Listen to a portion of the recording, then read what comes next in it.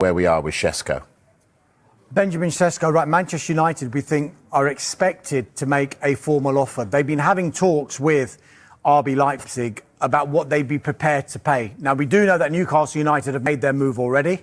They've gone to RB Leipzig and said, we are making a formal bid, 75 million euros down payment, 5 million euros in performance-related add-ons. That's just shy of around 70 million pounds. They continue talks with RB Leipzig as well over the structure of that deal. Manchester United have yet to make that formal offer, but we are expecting them to do just that. Once that happens, and once there's an agreement with one or both clubs, then it's going to be up to Sesko himself to decide where he wants to go. We think he is open to both projects, but one source continues to tell us that he's leaning slightly towards Manchester United. That's at this stage. OK, so he might be going to Manchester United. Remind us of the players who could be on the way out of United. Well, we know that Marcus Rashford has gone. There are four others in Tyrell Malacia, Jadon Sancho, Anthony and Alejandro Garnacho, who Manchester United are listening to offers for. Borussia Dortmund still pushing to sign Jadon Sancho for the second time, but for his third spell at the club. Remember, United actually signed him for £73 million. He went back on loan there the season before last, had a really successful time there at Dortmund. They got to the Champions League final. United ended up making a profit on his wages for the time that he was there. They're interested in getting him back again. Now, there's been no formal bid to United. Dortmund, at this moment in time, just getting the information on the potential conditions of a deal. It's thought United would want a permanent element attached to this deal. They would want a permanent sale, number one. Yeah. If they can't get that, because we know that there's complications related to Jadon Sancho's wages, if it was to be another loan, United would, I think, demand, listen, if you take him on loan, there's got to be an obligation. And this is going to be the price of that obligation. Juventus and Napoli were also interested earlier on in this transfer window. I spoke to Gianluca Di Marzio from Sky Italy earlier on today. He seems to think the interest from Juventus has cooled a little bit for now.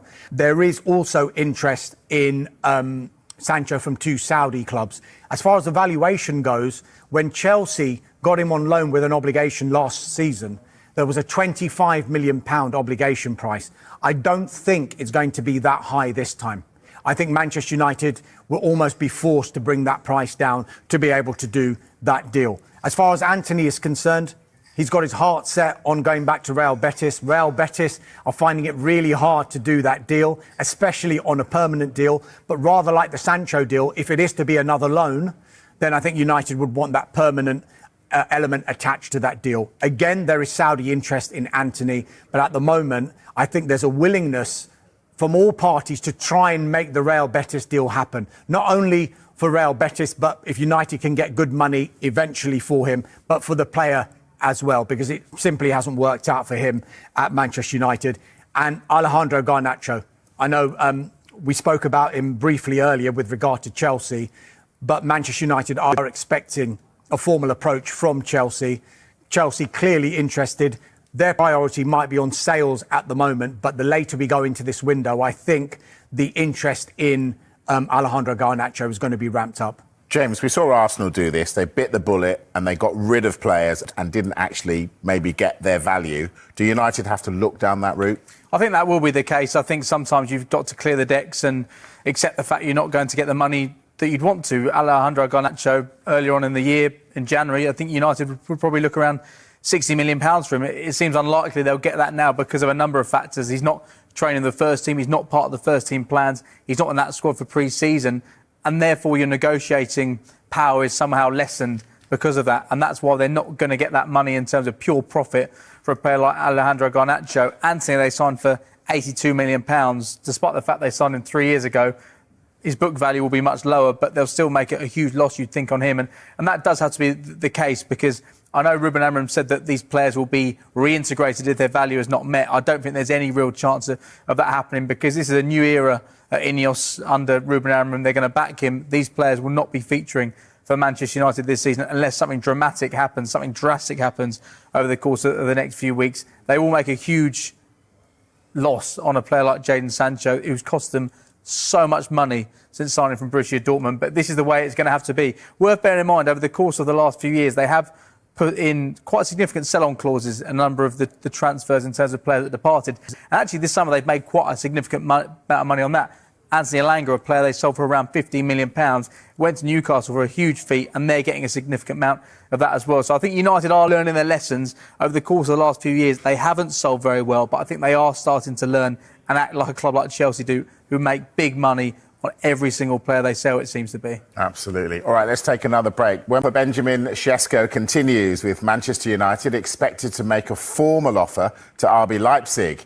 Well, Newcastle are in ongoing talks over the structure of a deal after they made an official bid worth £69.8 million. There is still a rawness about Sesko, but you look at his journey. He was at Salzburg and he took a while to get going there, but once he did, he started to score goals. And I do think he's dynamic enough. I do think he's physical enough to deal with the Premier League. And what I like about him is that he's not scared to try things. There was a goal towards the back end of last season that I commentated on against Bayern, where the goalkeeper, Jonas Urbich, was a long way off his line. A lot of players would just lift that ball over the top of the goalkeeper. He went, no, I'll just hit it with the outside of my boot. And he strikes the ball beautifully. Decision-making sometimes needs a bit of work, but he's 22. So I think clubs are looking at him and thinking he's got a high ceiling. It was interesting, there were a lot of comparisons between Sesko and Gyökeres with Arsenal, because Arsenal have been very interested in him for quite some time and then pivoted to Gyökeres. Gyökeres is probably a win now guy. I think in 2-3 years' time, Sesko, I think, has that higher potential, but I think he can score goals in the short to medium term as well. Manchester United have joined Newcastle in the race for Benjamin Sesko and are expected to make a formal offer. Newcastle made a £69.8 million bid on Saturday, with discussions continuing over the structure. Sesko is open to both Premier League clubs. Manchester United are expected to make a formal offer for RB Leipzig striker Benjamin Sesko after Newcastle bid £69.8 million over the weekend. Man United have been in talks with Leipzig over what they would be prepared to pay. Sesko is open to both projects, but one source told Sky Sports News he is leaning towards Man United if they can agree a deal. United's pursuit of Sesko throws into question Rasmus Højlund's future at Old Trafford, with the club understood to be listening to suitable offers for the striker. It was thought United would have to make sales in order to bring in a striker. However, while the priority is to offload players, it is understood Ruben Amorim's side can buy before selling, provided there are sales before the window closes. It is understood Leipzig are interested in Højlund and have explored the conditions of a loan. Leipzig had proposed taking the striker on loan as part of any possible deal for Sesko. Sesko was absent from RB Leipzig's pre-season friendly loss to Atalanta on Saturday due to his expected departure from the club. The striker has told his teammates that he will be leaving, according to Sky in Germany.